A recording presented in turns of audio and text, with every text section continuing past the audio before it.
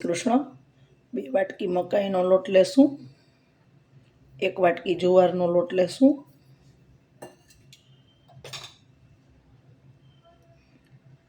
અડધી વાટકી ઘઉંનો લોટ લેશું, 2 ચમચી ચટણી લેશું, કાશ્મીરી તીખું મિક્સ છે, 1 ચમચી ધાણા જીરું પાવડર, 1 ચમચી હળદર, ચપટી, 5 ચમચી ગરમ મસાલો, 2 ચમચી મીઠું લેશું,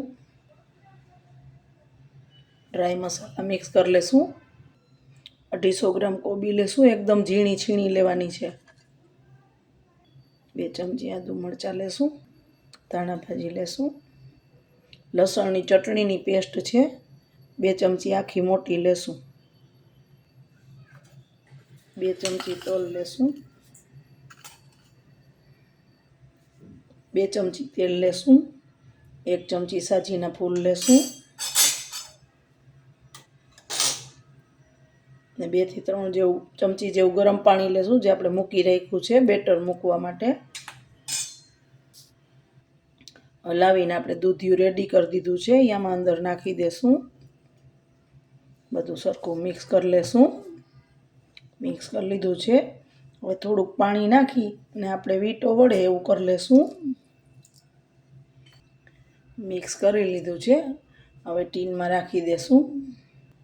ટીનને તેલથી ગ્રીસ કરી લીધું છે, રાખી દીધું છે. ઉપર તલ સ્પ્રિંકલ કરી દેશું. પાણી થઈ ગયું છે ગરમ, અંદર મૂકી દેશું ટીનને, ઢાંકી દેશું અને 15 મિનિટ થવા દેશું. ચેક કરી લેશું.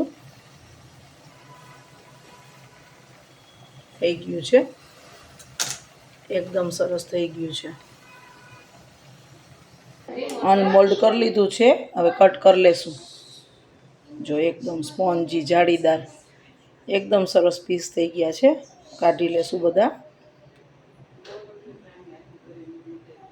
એકદમ સરસ થઈ ગયા છે. હવે આને આપણે એમનેમ પણ સર્વ કરી શકીએ, ચટણી સાથે પણ સેલો ફ્રાય પણ કરી શકીએ. સરસ લાગે છે, ક્રિસ્પી. તેલ લગાડીશું લોઢી થશે.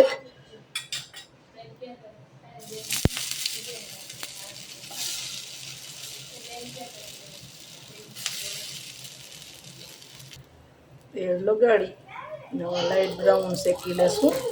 થોડાક એમનેમ રાખ્યા છે અને થોડાક સેલો ફ્રાય કરી લીધા છે. ફ્રાય પણ કરી શકીએ. તો તૈયાર છે આપણા આ ક્રિસ્પી અને સ્પોન્જી બાઇટ્સ. આ સેલો ફ્રાય કરેલા છે અને આ એમનેમ છે. બહુ જ સરસ લાગે છે. એકવાર જરૂરથી ટ્રાય કરજો. જય શ્રી કૃષ્ણ.